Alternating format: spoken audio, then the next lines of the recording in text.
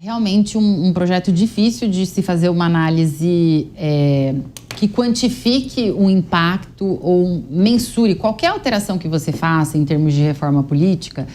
Ela cria efeitos que são visíveis e gera muitos outros efeitos indiretos que muitas vezes a gente não consegue nem antecipar. Questões, por exemplo, como o que acontece com a renovação política com esse novo modelo, para aqueles que, por exemplo, fizeram ali um trabalho ou tentaram se candidatar, não conseguiram, ou conseguiram e não foram reeleitos, e de repente não dão continuidade à sua carreira, porque realmente é um investimento muito grande você se candidatar, você colocar ali o seu nome para pleito, principalmente para aqueles que vão realmente trabalhar e vão fazer entregas de qualidade.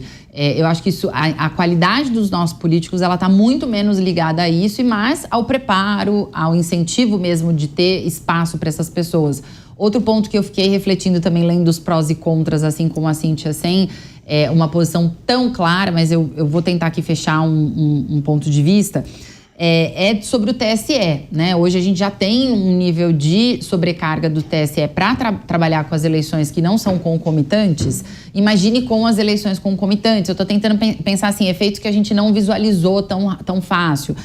A outra coisa os eleitores estão preparados para ir para a urna e fazer lá 6, 7 votos, eu não fiz a conta, no mesmo pleito, agora vai unificar. Agora não, né? Se aprovado, que a CCJ aprovou no Senado, mas ainda tem que passar pelo Senado, votação, e na Câmara também. Então é difícil, é uma PEC, 308 votos, então a gente tem que ter isso em mente, né? Não está definido. Mas pensem os eleitores, a gente fala tanto aqui da importância de educação política, das pessoas estudarem os seus candidatos, a gente já tem dificuldade de estudar 2, 3 cargos que tem que se votar. Imagina a quantidade de tempo que as pessoas vão ter que investir, o que já não é quase feito na qualidade que a gente espera e sabe que precisaria, para uma eleição tão grande. Então, estou pensando efeitos adversos. Outra coisa sobre esse ponto, né, de... não vão ficar pensando tanto na próxima eleição, olhando agora o lado positivo, eu concordo. Eu acho que isso ajudaria, sim, aqueles representantes darem tudo de si, ou a gente filtrasse cada vez mais na política as pessoas que de fato se candidatassem por uma visão de servir a sociedade, não de permanecer na política por tantos anos.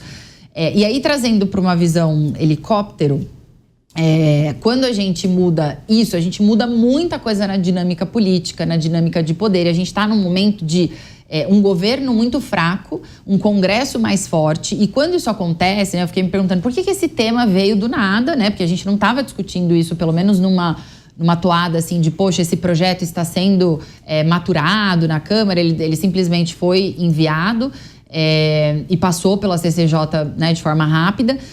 Por que isso aconteceu? E justamente está acontecendo no momento, e na história, quando você tem fragilidade política em diferentes níveis, como a gente tem, né? Um governo que não está com uma pauta alinhada e não está conseguindo criar diálogo com o Congresso. Um Congresso ganhando cada vez mais força e usando o seu poder da forma que pode, porque está vendo esse espaço de vácuo deixado pelo Executivo. Então, o próprio sistema começa a tentar pensar formas de se reorganizar, de se equilibrarem esses poderes e essas forças. Então, eu entendo que foi isso que aconteceu. Mas a discussão real que a gente tem que ter é sobre o sistema político. A gente tem um sistema de presidencialismo de coalizão, que é o que a gente chama, né? É mais brasileira essa expressão. E existe uma discussão grande sobre parlamentarismo, sobre o presidencialismo, de fato, né? Sobre a gente mudar o nosso sistema para que a gente acomode essas questões de uma forma mais estrutural e não queira fazer de novo esses ajustes pontuais que, na minha visão, agora aqui finalizando, o efeito pode ser muito mais negativo do que positivo. Rubens, é um momento de discutir isso pensando lá na frente ou ainda não? Não deveria ser prioridade? Olha, a impressão que eu tenho, Beatriz, é que sabe aquele time que não está conseguindo fazer gol? Vai lá e fura a bola? A culpa não é da bola. A reeleição está longe de ser, a Luana falou alguns pontos, mas está longe de ser o maior problema do Brasil. Agora eu vou falar uma coisa que todo mundo vai ficar contra mim aqui. Por incrível que pareça, tem um ranking do The Economist que faz a ordenação dos sistemas políticos mundo afora. E o Brasil está ali em 51º lugar, está ali numa posição intermediária. Nós não somos essa tragédia aqui. E tem coisa que melhorou, tem menos partidos, a gente consegue, as federações, tudo isso. E se a gente pensar, bom, nós tivemos 3 presidentes que foram reeleitos, né? Fernando Henrique, o 2º mandato, conjuntura internacional mais ou menos, Lula, um espetáculo, e a Dilma, a maior tragédia da história das economias em tempos de paz. Então você precisa. A reeleição não é ruim. Eu acho que você fazer um pleito, uma eleição, presidente, governador, senador, deputado federal, deputado estadual, prefeito e vereador, isso daí vai beneficiar tanto os grandes partidos, porque vai ser um negócio de cima para baixo, verticalizado, e vai ser muito. Os grandes partidos vão ganhar ainda mais. Eu não vejo a reeleição como um grande problema. E 10 anos de mandato de senador, vamos combinar, né? Não, mudou para 5 no texto final que aprovou. Propuseram 10, mas no final ficou 5. Os senadores propuseram menos tempo para eles mesmos? Fizeram um ajuste no texto antes da aprovação. Não passa.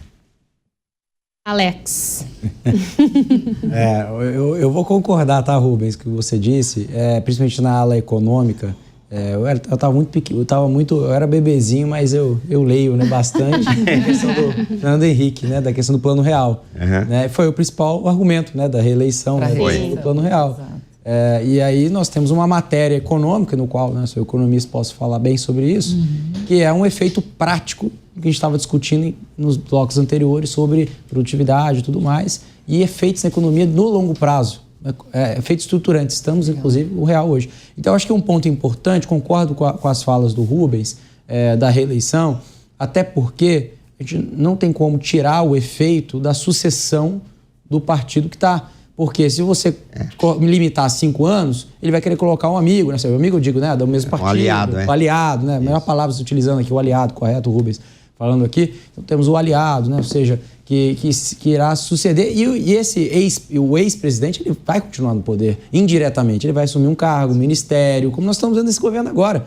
Ou seja, os mesmos personagens do governo anterior estão voltando em outras pastas. Então a gente sabe que, na minha opinião, não muda. A materialidade, no final do dia, a soma é 0, no sentido do mandato único. Tá? Então eu não vejo uma questão de mudança, como a gente está querendo. Toda eleição tem esse pensamento, essa ideologia de sai à direita, entra à esquerda, agora a economia vai para um lado, sai à direita, enfim, ou sai à esquerda, entra à direita. E a gente sabe que, independente disso, eu acho que o que é um pouco o que a Luana disse, né?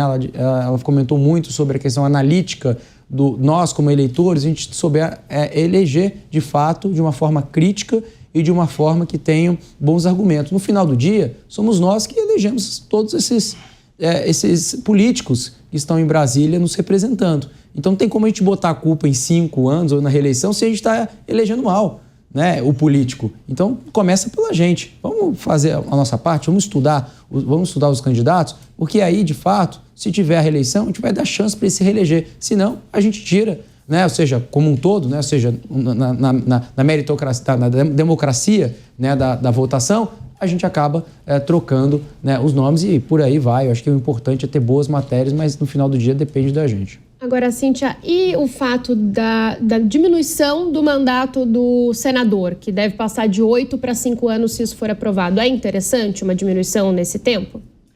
Olha, de novo, eu vou dizer que, reforçando aí a fala do Alex, no fim das contas, eu vejo que pouco muda, porque se sai um e entra o outro, se há um bom trabalho, se coloca o seu sucessor, o seu aliado.